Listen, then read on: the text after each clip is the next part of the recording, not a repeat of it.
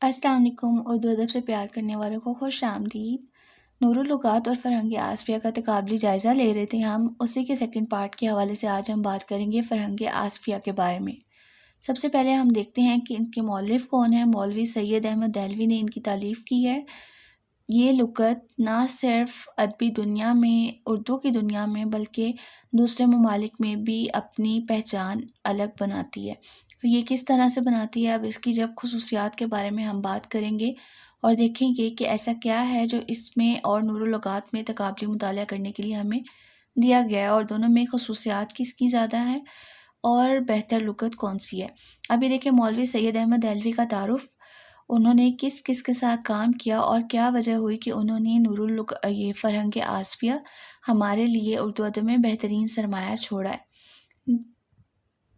اس لغت کا نام فرہنگ آصفیہ رکھنے کی وجہ کیا تھی؟ وہ یہی تھی کہ نظام دکن محبوب علی خان کی سرپرستی میسر آئی سید احمد دہلوی کو، تو انہوں نے انہی کے لقب کے جو آصف لقب تھا ان کا، اسی کی نسبت سے فرہنگ آصفیہ کے نام سے ایک لغت مرتب کرنے کا سوچا اور اس کو چھاپنا شروع کر دیا۔ اب فرہنگ آصفیہ کی جلدوں کے بارے میں بات کرتے ہیں کہ اس کی جو کل ہیں وہ 4 جلدیں ہیں۔ پہلی 2 جلدیں 1888 میں، تیسری 1898 میں، جبکہ آخری جلد 1902 میں شائع ہوئی۔ یہ میں آپ کو دکھا بھی سکتی ہوں، یہ پہلی جلد۔ دوسری جلد تھوڑی مختصر ہے، لیکن تیسری والی اور چوتھی جلد اس کی سب سے زیادہ بڑی ہے، سب سے زیادہ موٹی ہے، گاف سے چھوٹی تک ہے یہ۔ اور اس کی آپ دیکھ سکتے ہیں کہ اس کی جلدوں سے اندازہ لگا سکتے ہیں کہ اس میں اردو ادب کا کس قدر وسیع سرمایہ، کس قدر وسیع الفاظ کا ذخیرہ اس میں موجود ہے۔ اب اس کی اہمیت کے حوالے سے بات کرتے ہیں کہ کوئی بھی کتاب علمی اعتبار سے تب تک سند حاصل نہیں کر سکتی جب تک کہ اس میں قواعد موجود نہ ہو، صرف و نحو کے بارے میں بات نہ ہو، اصطلاحات کے بارے میں بات نہ ہو، اور معنی کے حوالے سے اس کی جو اصول و ضوابط ہیں وہ استوار نہ ہو۔ انہی تمام اصول و ضوابط کو مد نظر رکھتے ہوئے مولوی سید احمد دہلوی نے فرہنگ آصفیہ لکھنا شروع کی تھی۔ اب مولانا محمد حسین آزاد اس کتاب کے متعلق کیا کہتے ہیں کہ اس سے زیادہ جامع کتاب اب تک زبان اردو میں نہیں لکھی گئی۔ اس کتاب کو لکھنے میں مولوی سید احمد دہلوی نے بہت عرق ریزی سے کام لیا، یعنی کہ بہت محنت کی، اور پھر یہ ہمارے لیے انہوں نے بے مثال اردو ادب کے لیے جو خدمت ہے وہ انجام دی۔ اب اس کی خصوصیات کے بارے میں بات کرتے ہیں کہ اس میں سب سے پہلے یہ بات جو اس کو اہم بناتی ہے وہ یہ ہے کہ اس میں اصطلاحات موجود ہیں۔ اصطلاحات یعنی کہ ہر لفظ کے جو بھی کہہ سکتے ہیں آپ کے اصطلاحی معنی، یا پھر کچھ اس طرح کے الفاظ ہوتے ہیں جو خاص طور پہ خاص معنی کے لیے بولے جاتے ہیں، وہ اس میں موجود ہیں۔ تذکیر و تانیث کا فرق بھی بتاتی ہے، یعنی مذکر اور مونث کا فرق بتاتی ہے۔ 4 جلدوں پر مشتمل ہے۔ اس کے کل صفحات کی تعداد 2535 ہے، اور اس میں مختلف زبانوں کے تقریباً 60,000 سے زائد الفاظ جمع ہیں جو اردو تحریر اور روزمرہ بول چال میں بکثرت استعمال ہوتے ہیں۔ یعنی کہ ہم اردو بولتے ہوئے خالص اردو نہیں بول رہے ہوتے، اس میں بھی مختلف زبانوں کے الفاظ ملے ہوتے ہیں، اور وہ کون سے الفاظ ہیں؟ وہ فرہنگ آصفیہ میں تقریباً 60,000 الفاظ موجود ہیں۔ اور اسی سے مولوی سید احمد دہلوی کے مشاہدے کی اور مطالعے کی وسعت کا اندازہ لگایا جا سکتا ہے۔ سید احمد دہلوی نے اس لغت کی ابتدا میں اردو زبان کی تاریخ اور اس کے ارتقاء پر ایک طویل مقدمے کی صورت میں مفید معلومات بھی فراہم کی ہیں۔ تو یہ نہیں کہہ سکتے کہ صرف لغت کے اندر الفاظ کی صورت میں معلومات ہیں، بلکہ انہوں نے اس کا مقدمہ لکھتے ہوئے اس میں بھی ہمیں بہت ساری معلومات دینے کی کوشش کی ہے۔ تو اس کو ہم محض ایک محدود لغت یا ایک لغت ہی نہیں کہہ سکتے، بلکہ اس کو یہ کہا جا سکتا ہے کہ ایک انسائکلوپیڈیا کے طور پہ اس میں معلومات فراہم کی گئی ہیں۔ مثال کے طور پہ اس لغت میں 43 مختلف صوفیہ کی تفصیلی حالات زندگی درج ہیں۔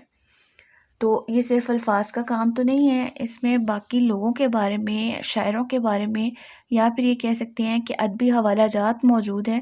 اس حوالے سے بھی یہ لغت بہت اہم ہے، اور ہمیں نہ صرف یہ موجودہ دور میں ہمارے کام آتی ہے، بلکہ ہمیں تاریخی حوالے سے بھی یہ آگاہ کرتی ہے کہ اس میں بہت جو گنگا جمنا تہذیب ہے اس کے حوالے سے لکھا گیا ہے، اس کے حوالے سے بتایا گیا ہے کہ اس دور کے رسم و رواج کیا تھے، ملبوسات کیا تھے، خوراک کیا تھی، اور اس وقت کیسے الفاظ استعمال کیے جاتے تھے۔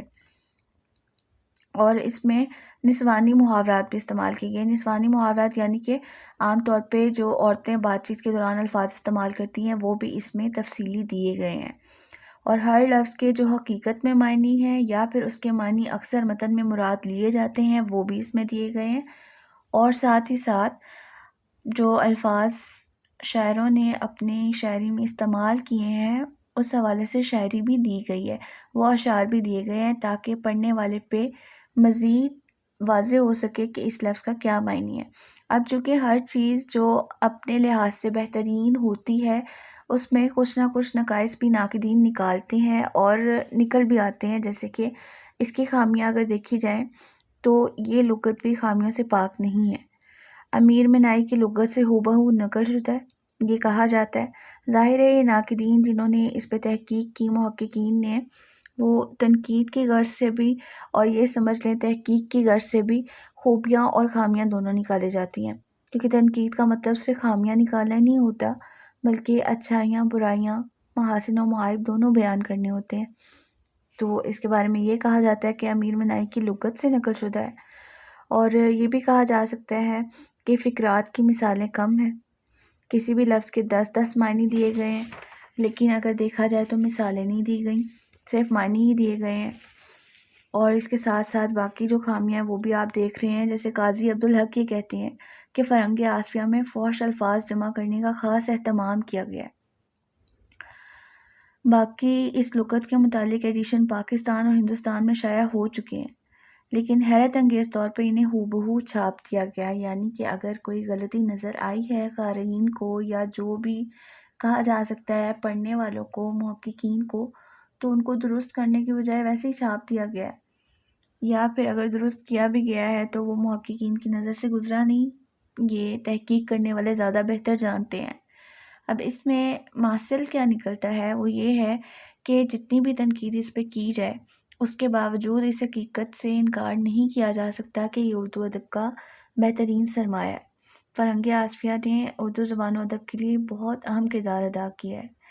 اب جو نور اللغات کا تعارف ہم نے دیکھا اور فرنگ آصفیہ کا دیکھا، ان دونوں میں تقابلی مطالعہ اگر آپ کو پیپر میں آتا ہے، میں پہلے بھی بتا چکی ہوں، آپ اس کو ٹیبل کی فارم میں بھی لکھ سکتے ہیں، الگ الگ بھی لکھ سکتے ہیں، وہ بھی تقابلی مطالعہ ہی ہوگا کہ اگر آپ پہلے اس کا تعارف دیں، پھر اس کی خصوصیات، اس کی خامیاں، اور پھر بالکل ویسے ہی فرنگ آصفیہ کا تعارف، خصوصیات اور خامیاں، یہ بھی تقابلی مطالعہ ہی ہو جائے گا.